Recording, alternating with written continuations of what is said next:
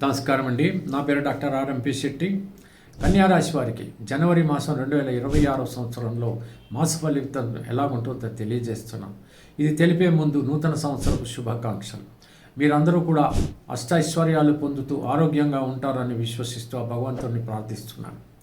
ఇకపోతే కన్యారాశి వారికి ఈ మాసం అంతా కూడా కొంచెం జాగ్రత్తగా ఉండాలి.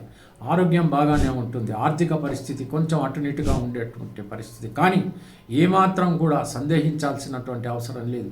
ముందడుగు వేయండి, వెనకడుగు మాత్రం వేయాల్సినటువంటి అవసరం మీకు ఎంత మాత్రమూ లేదు.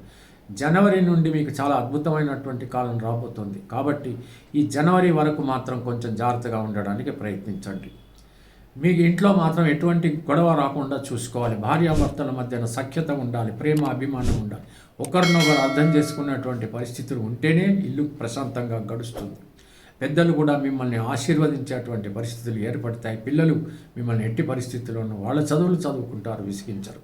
విదేశాలకు వెళ్ళాలి అనుకుంటున్నటువంటి వాళ్ళు వాతావరణ పరిస్థితులు గమనించండి.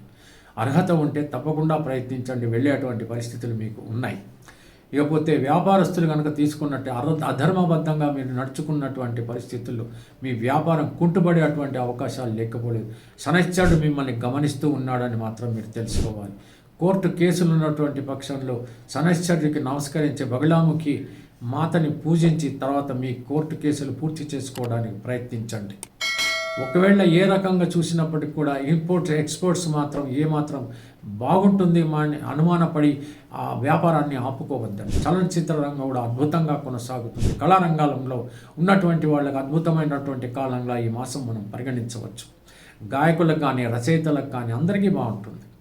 రాజకీయ నాయకులు కొంచెం జాగ్రత్తగా ఉండడానికి ప్రయత్నించండి. మీకు తెలుసు కదా, శనైశ్చరుడే రాజకీయ నాయకులు నిలబెట్టగలడు, కూలగొట్టగలడు. అంచేత జాగ్రత్తగా ఉండడానికి ప్రయత్నించండి. ప్రొఫెషన్ రంగంలో ఉన్నటువంటి వాళ్ళు ఆర్థిక పరంగా బాగుంటారు, ఆరోగ్యం కూడా బాగానే ఉంటుంది, పేరు ప్రతిష్టలు పొందుతారు. ఇకపోతే వివాహం కానటువంటి వాళ్ళు సత్వరం మీ ప్రయత్నాలు ప్రారంభించండి. మీకు తప్పకుండా మంచి కలుగుతుంది. ఆ శనైశ్చరుడే మీకు వివాహం జరిపిస్తాడు. మీకు కావలసినటువంటి మ్యాచ్ కూడా దొరుకుతుంది. ఆ రకంగా సంతోషంగా గడిపేటువంటి పరిస్థితి.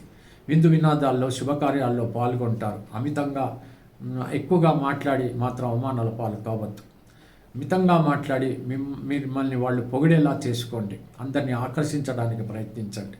శ్రీ మహాలక్ష్మిని పూజించండి, హనుమాన్ చాలీసా చదవండి. తప్పకుండా మీకు మనోధైర్యం పెరుగుతుంది, ఆత్మస్థైర్యం కలుగుతుంది, దైవ అనుగ్రహం కూడా ఏర్పడుతుంది. ఈ రకంగా సాగేటువంటి ఈ మాసాన్ని ఆనందంగా అనుభవించండి. తెలిసింది కదండి. సెలవు, మరి ఉంటాను. నమస్కారం.